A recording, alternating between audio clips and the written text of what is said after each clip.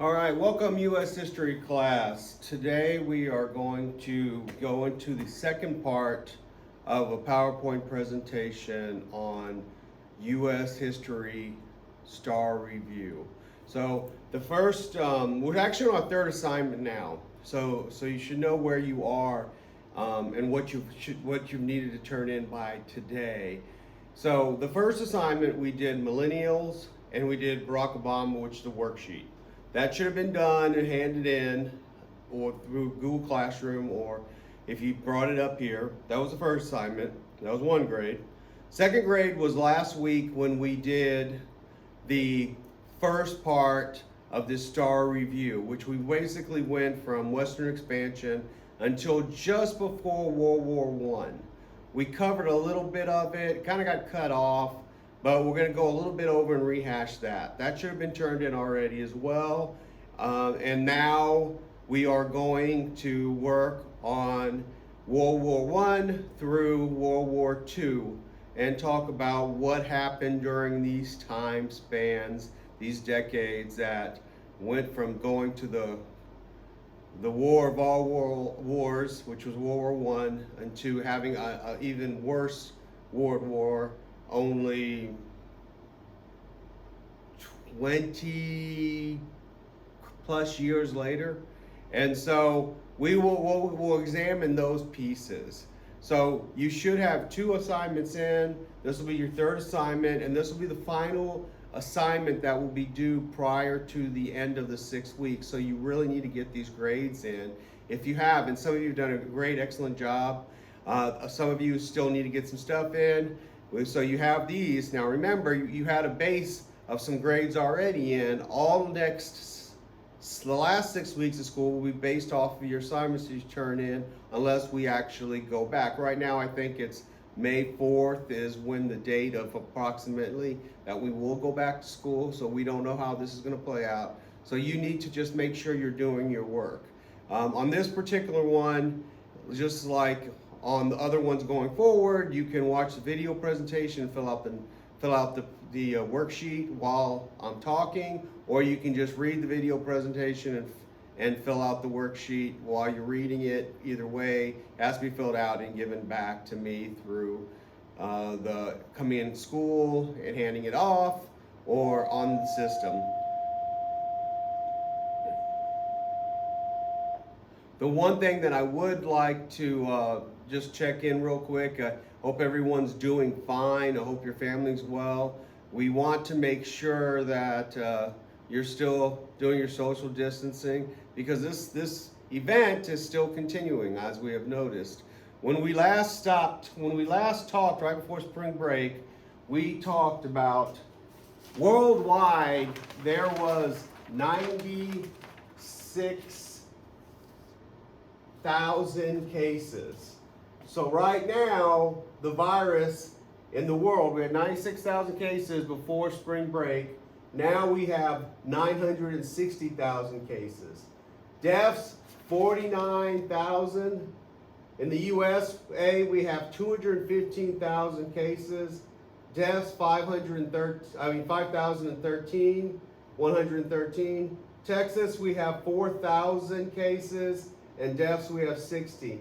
So we're actually starting to peak. We're the country now that has more cases than anybody else. Now, we don't have the worst death rate. That goes to Italy right now. But we need to make sure that we are taking this seriously. We're probably going to continue to spike for a while in cases in the United States, but things will get better as long as we continue to understand that we can be part of the solution, which is social distancing. Watch your contact with people, being good hygiene, so on and so forth. So I wish you well out there. I wish your families are doing good. I hope to see you soon. Make sure if you have any questions, you email me or call me. But we're going to go ahead and get started with the PowerPoint presentation. So obviously, my clicker, for some reason on some of these PowerPoints, doesn't work, so I'll be going back and forth. So I'm going out of the screen right now, and we will talk about what is expected. So we're talking about World War I, and it was a case where they had many things led up to it, but one thing that really led up to it was we actually started having really strong alliances during this time period. And so when one thing impacted country more than any other, and this was the assassination of Archduke Franz Ferdinand. And so he was assassinated in suburban. He was a Serb. He was assassinated by Suburban in 1914. So he's Archduke of Austria-Hungary, and his murder was one of the leading causes of World War I. His assassination in Sarajevo precipitated Austria-Hungary's declaration of war against Serbia. This called the Central Powers, including Germany and Austria-Hungary, and the allies of World War I, countries allied with Serbia or Serbia allies, to declare on war on each other. So you basically had, well, one country declared war on another country, and because that country had allies, then they also declared war. And then the countries that were declared war upon, they had allies, so they all entered the war. So that's why it became such a big world war. Now, in most cases, though, a lot of it, obviously most of it, was all in the European theater. You didn't really have a lot going outside of Europe, around France, so on and so forth, around Germany. But the president at the time was Woodrow Wilson, the president during World War I. He wanted to fight the war to make the world safe for democracy. We actually got into the war kind of late because of the fact is that we didn't really want to push ourselves or feel that we had to get into something that maybe didn't impact us to the degree it did to other countries. Not saying that's right or wrong. There were certain things that led to that changed our idea on that. But we actually got into the war in 1917, about 3 years after it started. And so we were only in the war about the United States is for about a year. But we did give aid in other ways. We just didn't really we didn't send men or troops to fight in battle. Some of the key terms that we've talked about is trench warfare. So in this war, basically, opposing forces dug ditches, and they stayed across from each other, and they had in between them what's called no man's land, and every now and then they would attack each other. And basically, because the guns were so more advanced than the battle tactics, when a bunch of people running at you from another trench on open ground and you have a machine gun, it causes for a high casualty rate. So we really didn't know how to fight wars back then. The technology advanced more than the war tactics did. That would not be the case for World War II, but for this war, there was not much land that was overtaken. Most of it was in trenches, and the trenches were miles and hundreds of miles that just continued to go on. So those are a couple of things from World War I.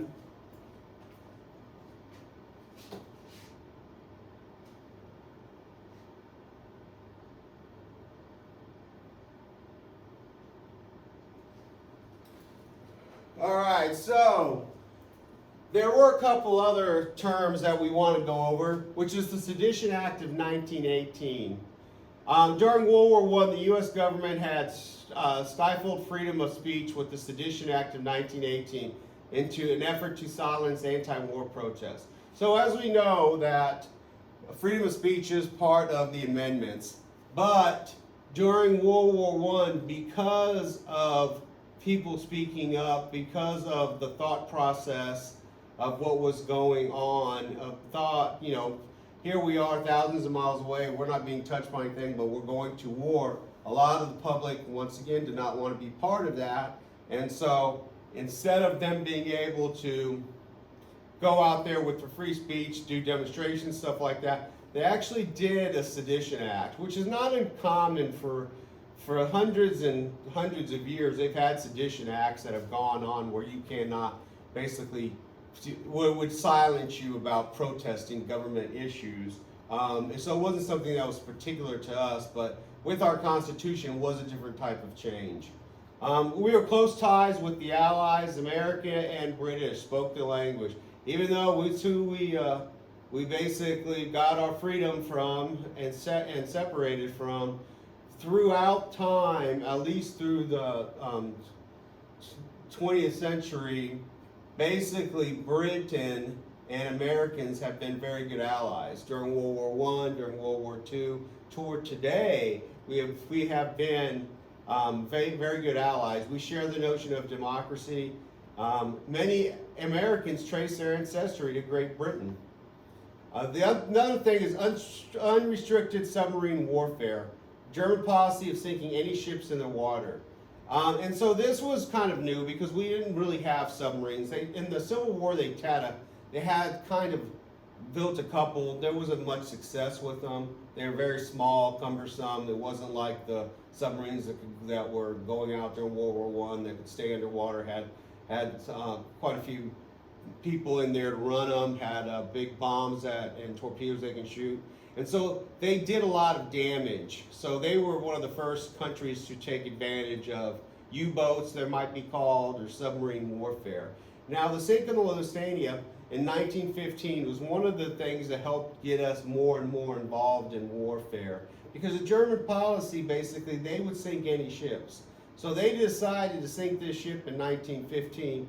British passengers and other passengers died, which is sad, and which, as an American or people at the U.S. were, obviously furious about that. But out of that British passenger ship, 128 Americans were killed. Now this basically brought a new theme into this whole, should we go into war with, in Europe or not, and support our allies? And so it still took a while. She got trained troops to do different things. But this is one of the reasons we also went into war finally.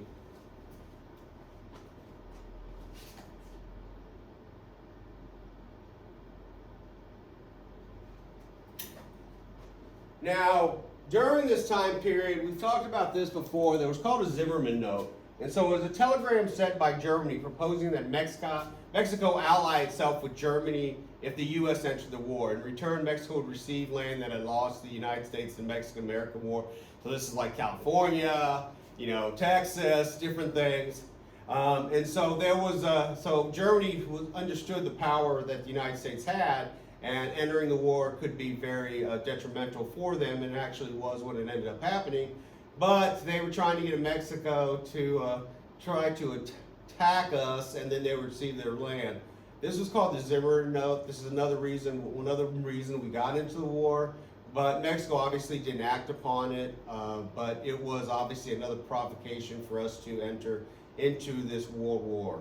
Now, there was also a Red Scare at this time. So in 1917, they had a communist revolution in Russia. And basically, the country was overtaken in Russia and became a communist nation. Lenin was the main individual behind the revolution. Stalin came after him and was their president during the World War II. But the Red Scare was Americans were afraid communism might spread in the United States. And so this has gone through many different times during the Cold War. We've had Red Scare, and we've had basically fear of communism. Now, the biggest thing about communism is that you have to understand is communism, basically the government owns everything.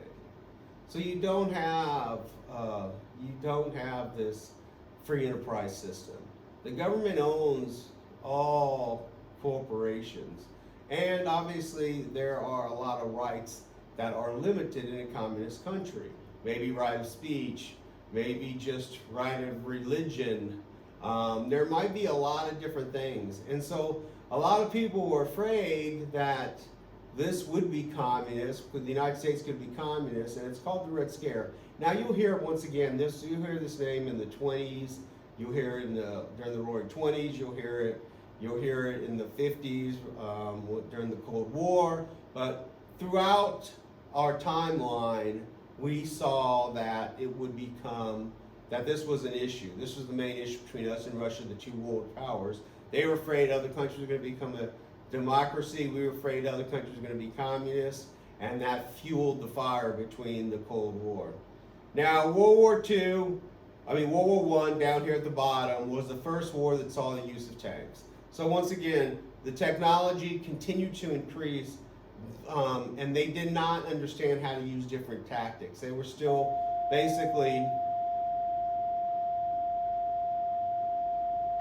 fighting with Civil War tactics with better weapons and everything else, which all that did was basically add to the body counts of wounded and killed.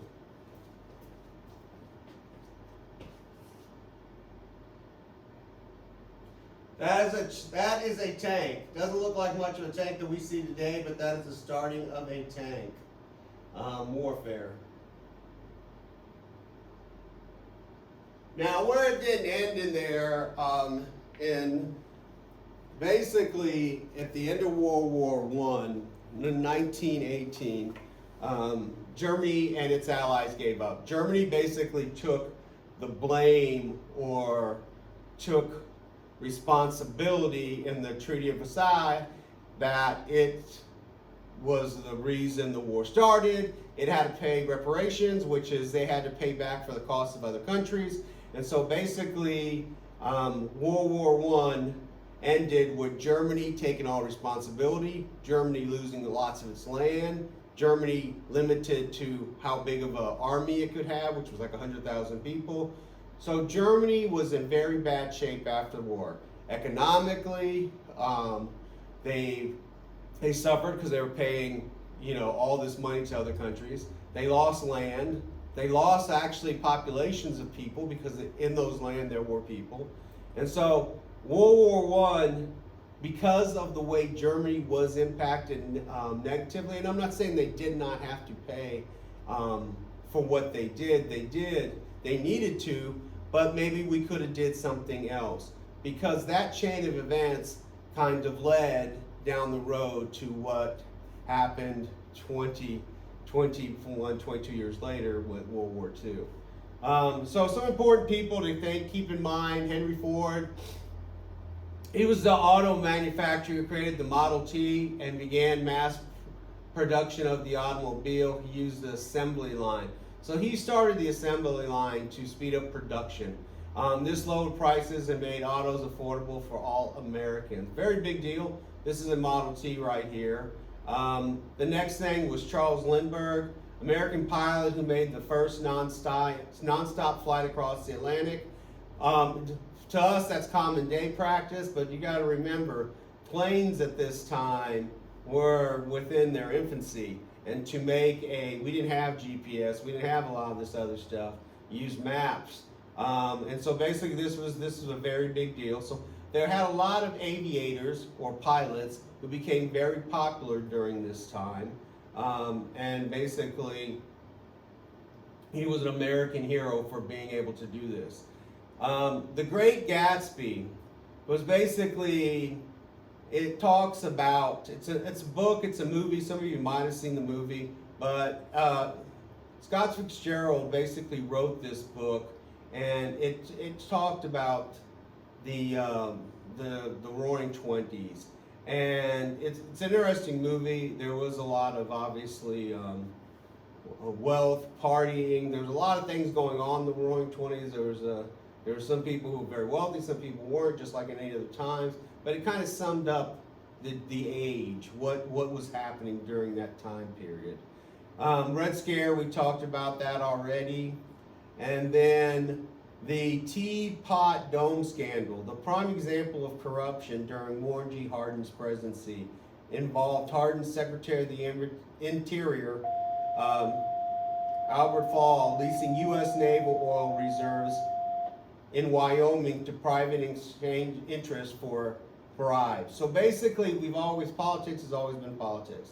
And this is just another place where you have an example where a person in power leases something to another company and gets paid to do it. Our people who elect in office are supposed to be impartial, and if they have to lease something for someone to work or do something with, then they're supposed to go with what's best for our country, not what's best for your pocketbook. And so this was called the Teapot Dome scandal, but we always will continue to have, well, as long as you have politics, you will have situations like this, unfortunately. So, economic reasons for prosperity of the 20s. So the 20s was a big era of prosperity. And so there was many reasons why, but here's a four. The government policies that favored big business. Laissez-faire economics. So basically the government kind of stayed out of big business and let them do what they want. The growth of the automobile industry. We talked about Henry Ford. He was not the only person who had an automotive company, but his was most efficient, and most cars on the road were Fords. Efficient production techniques, the assembly line. So we were starting to learn with Henry Ford's help how to make things so that the cost factor would go down and it would make it less expensive for the people. Mass media such as radio, film, advertisement led to consumer culture. During this time period, you had the obviously a real introduction to film, radio. So you had a lot of different things that were going out to people. So now people saw what was available to them. They weren't so isolated as before, and they could turn on a radio and hear an advertisement, or they could watch a film and see this cars or the way people dressed, and all of a sudden culture started changing. So women issues, the 1920s. First of all, a lot of women were called flappers, and they embraced urban attitudes and fashion. They were kind of more independent than women had been in the past. They wanted freedom. However, a double standard between men and women still existed. Women wanted freedom. Women were still expected to behave a certain way. But the flappers during this time span were trying to break out of that mold. 19th Amendment. So basically this gave women the right to vote. A big deal. You got to keep in mind, women are obviously around 50% of the population. 50% of the population did not have a say in politics or how their life was going to be led. And now all of a sudden the 19th Amendment changed that. So big, huge deal for women's rights, and actually for everyone's rights, because then we had a United States that will begin to look like or represent what the actual population looks like. They had a couple amendments. One went real miserable, the 18th Amendment, that prohibited the manufacture, distribution, and sale of alcohol beverages. And then the 21st Amendment in 1933 repealed the 18th Amendment. So it's like when you can't have something, people want it more. So in the 20s, they opened up a lot of different clubs, and basically they would drink and they would dance, and the drinking obviously was illegal, but it kind of was the decadence of that age made it so people wanted to go and spend money. They started having more money to spend too, but they wanted to have a good time. And obviously, like I said, if you are not allowed to do something, in a lot of ways it kind of makes you want to do it more. And the 18th Amendment did not prohibit, it wanted to prohibit the manufacturing, but it actually, people still drank. You see a gangster right here, Al Capone, and many gangsters who became very rich by distributing alcohol and selling alcohol. And so there was a lot of violence that was incorporated with this amendment because it was very hard to control, and obviously we didn't control it. Jazz. So any of you music lovers out there, you kind of listen to a lot of different music at your age, and you like hip hop or some of that other stuff, or rap. But jazz is something that it was born out of a mix of African and European music, and basically it was called the Jazz Age, and it was a popular music style that was originated in the 20th century by the black communities in the southern U.S. and it became very, very popular. So you go to these places to party, and you'd have flappers, women dancing, having different attitudes. You'd have alcohol for sale. You'd have music and dancing. So basically, you had a lot of things going on during this time period. Obviously, it wasn't all, the 20s wasn't all about partying, but it was a decade that saw people change a lot of their beliefs.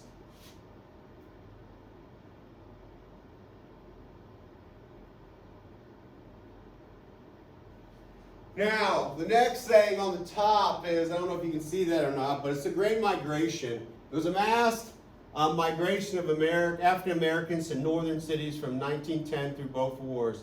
They left the segregated South for industrial jobs in the northern cities. And obviously they did this because of the fact of opportunity, but because of the fact in the South, there was still a lot of racism. And even up until the 1960s, when the Civil Rights Movement started, there was a lot of racism. So they were trying to go to places that obviously wouldn't treat them as bad as the South was. Not saying that there wasn't discrimination in the cities that they went to up north. They were, it just maybe they weren't, they just had more opportunity and weren't as bad as it was. But any discrimination is not good. And so therefore, but that's called the Great Migration. And the Harlem Renaissance is a period of African American culture, creativity, and music, art, and literature centered in Harlem, New York. So during this period, the arts, music, art, literature from the black community was starting to be recognized, and understanding that they have, as a people, as all people do, were able to provide culture to our society. They were able to give wonderful gifts of reading, of art, and so it was called the Harlem Renaissance.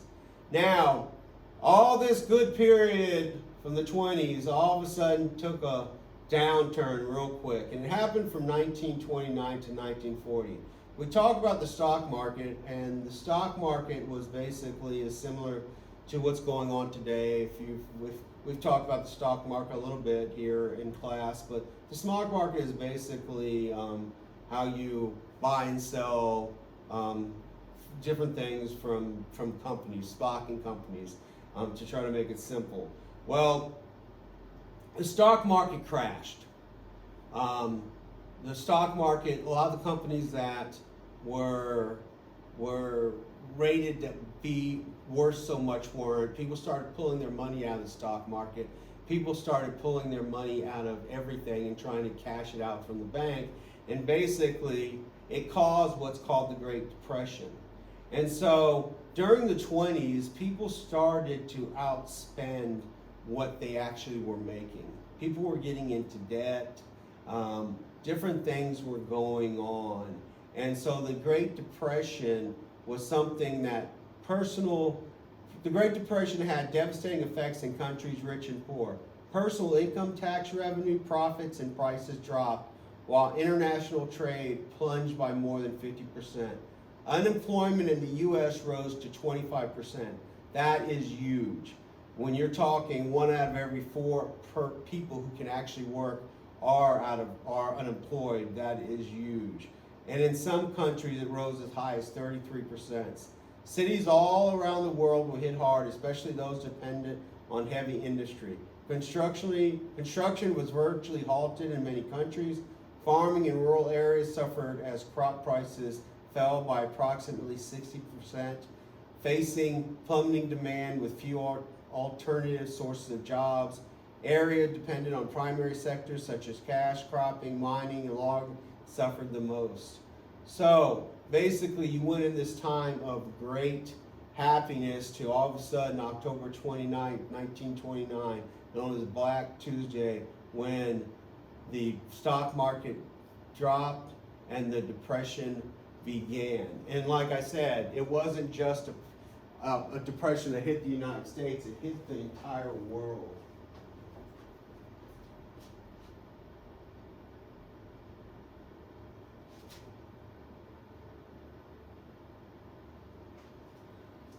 Causes of the Great Depression. We talked about a couple of them, but let's go over a couple more.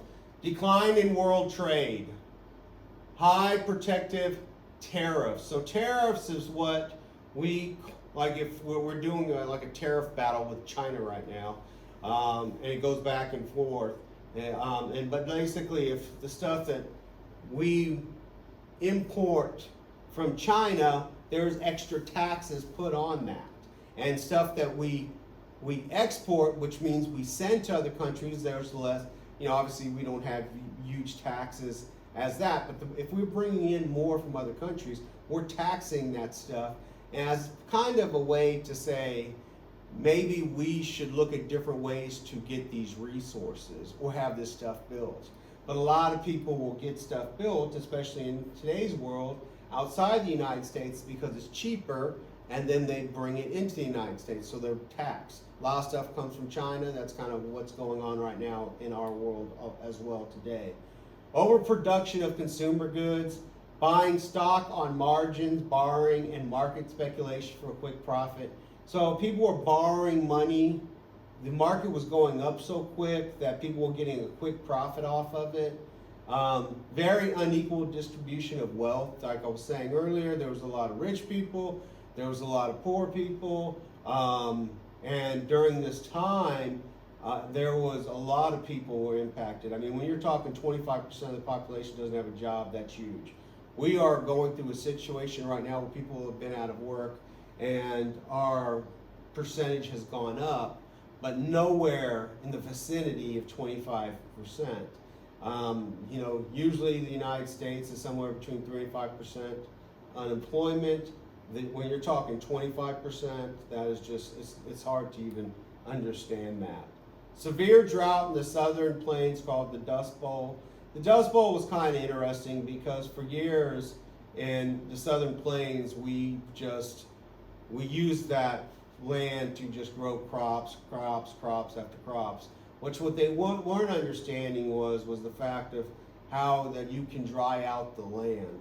And so basically the soil was basically so dry, and it became, when the wind came up, it became a dust bowl, literally a dust bowl. So you couldn't plant crops.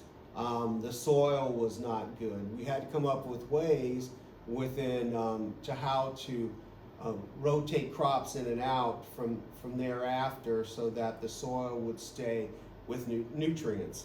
But we overcropped a lot. We use this area a lot more for the crops that needed to be, and basically made the land useless for a while. And then obviously like the stock market of 1929, the crash.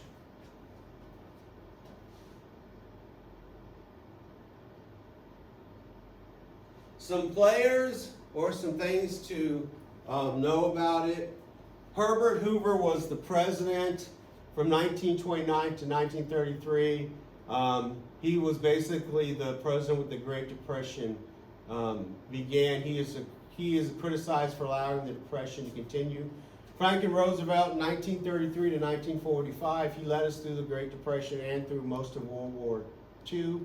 He implemented the New Deal. And we'll talk about this, but he put in policies in place to get people back to work and work on our infrastructure like bridges and buildings and stuff like that, so that we could put people back to work and give them a living, and the same time kind of fix up our country. Unemployment, like we said, rose as high as 25%. Hoovervilles was a popular name for shanty towns built by homeless people during the Great Depression. So basically, they would just go in an area, and maybe it'd be a tent, or maybe it'd be something very simple, but they would basically call it Hoovervilles, and people didn't have any other place to go, and this is where they would set up their house. Bread lines and soup lines, method by which the needy could obtain food. Dust Bowl, we talked about this, term used to describe the area of the Great Plains where heavy droughts and land dried up. The phenomena was caused by severe drought combining with farming methods that did not include crop rotation, fallow fields, cover crops, soil terracing, and wind breaking trees to prevent wind erosion. Extensive deep plowing of the virgin topsoil of the Great Plains the preceding decade had displayed the natural deep-rooted grasses. So we did this. This was self-made. We did not understand the proper way to run an area and do crop rotation. And so John Steinbeck's The Grapes of Wrath is a book that talks about the Great Depression. And the novel focuses on a poor family who were driven from their home because of the economic hardship. So a lot of people in the Dust Bowl, obviously, when it was going on, they had to go somewhere else. They had to leave their lands. And so this is all going on at one time. So the 30s doesn't sound like a very good time to live in or a place to grow up in. Some of the Hoover programs during the Great Depression. So Hoover Dam was built, and you've probably seen this one. This one in Las Vegas. This has helped the state stimulate business and provide jobs. Reconstructive Finance Corporation, RFC, Hoover's program to provide loans to struggling businesses. And then you have Roosevelt. So Hoover seemed to fail. He did try to put some things in place, and then all of a sudden Roosevelt comes in. He's elected, he gets the presidency, and he had a series of economic programs enacted in the United States between 1933 and 1936.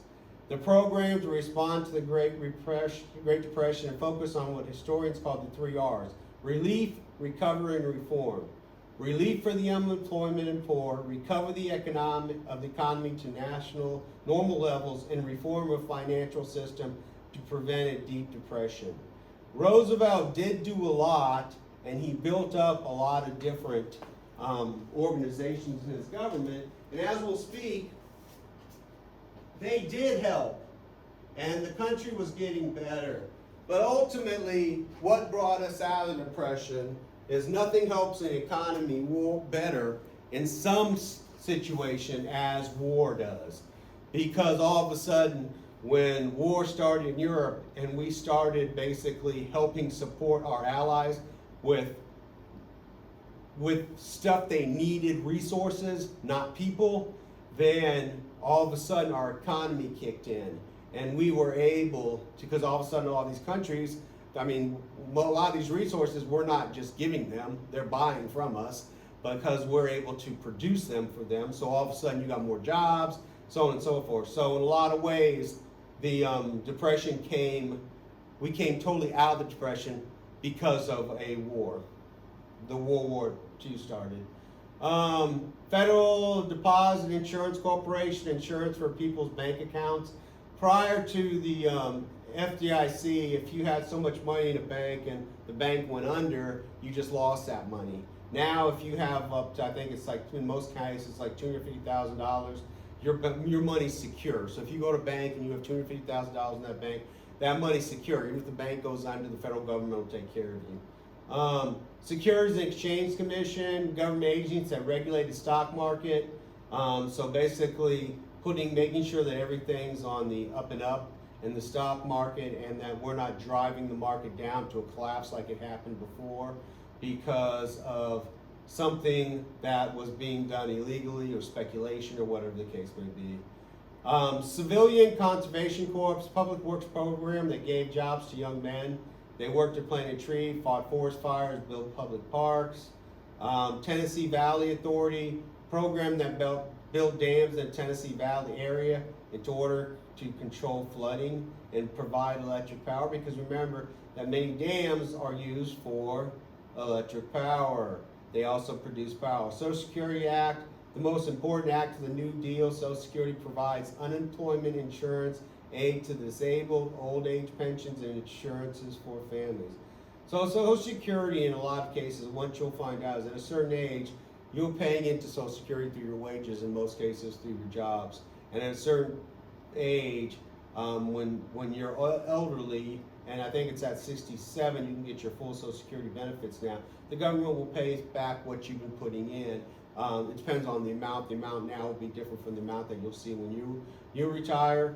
But basically, a very important part of a program. So a person, when they are getting to the age of retirement, they have source of income. It's not meant to be the only source of income. You should have other sources to help your needs as well, but this will be a big part of your probably your retirement plan. And basically, that's it for these 2 pages.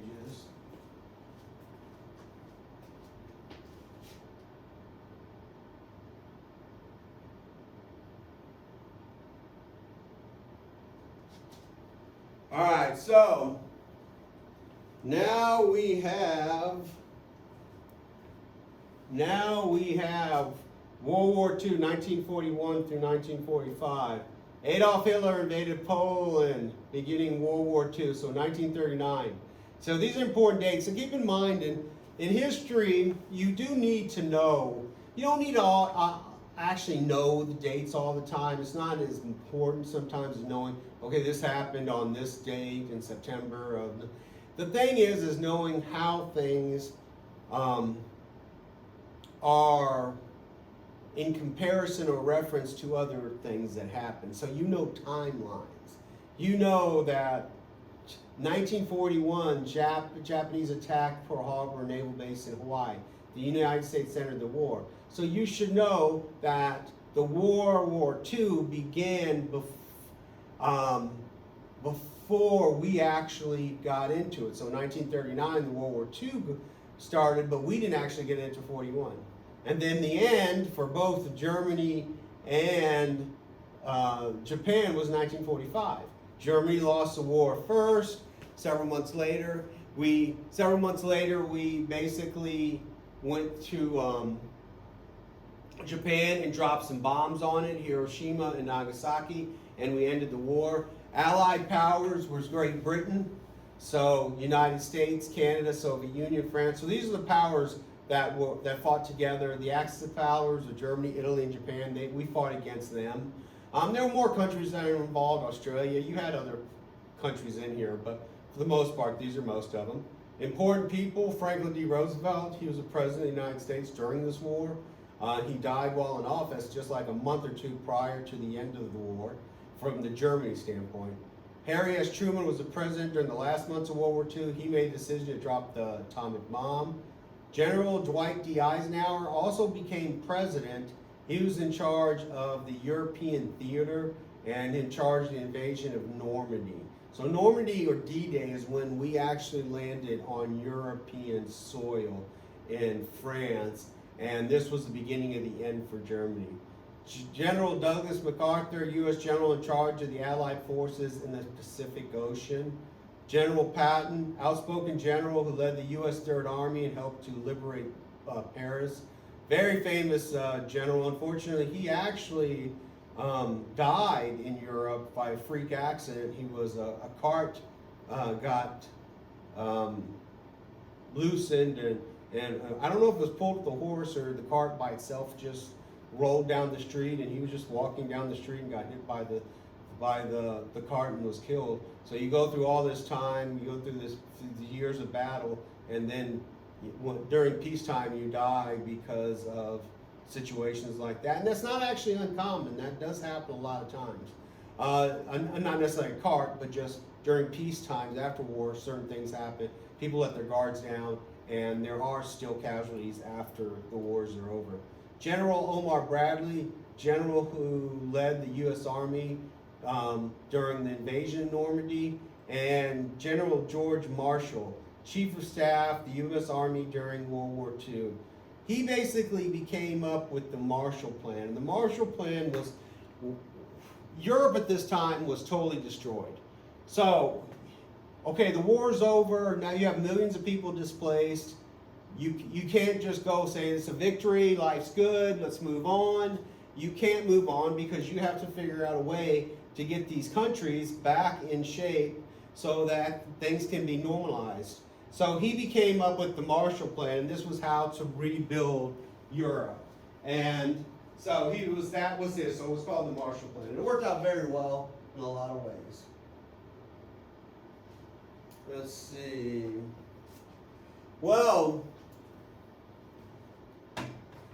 that should be it for now. So that should be it. We'll stop there. So basically what you want to do is make sure you turn in this. This is due next Thursday. And so you want to turn this in and basically fill out the information on the worksheet and answer the questions and send it to me. If you have any questions, I'm hopefully I'm getting back to most of you quick enough, but you can text me, email me, whatever the case may be, and just make sure you're getting this work done. Obviously, with the way school is being done, we're kind of learning as we go, but your grades are important. And in order for us to continue to evaluate you, you need to continue to learn. Obviously, use this time not only for time to take a deep breath, play your video games, do your media, but use this time also to learn more about your classes that you're taking about history. Find some books to read. Do things that will continue to make you better.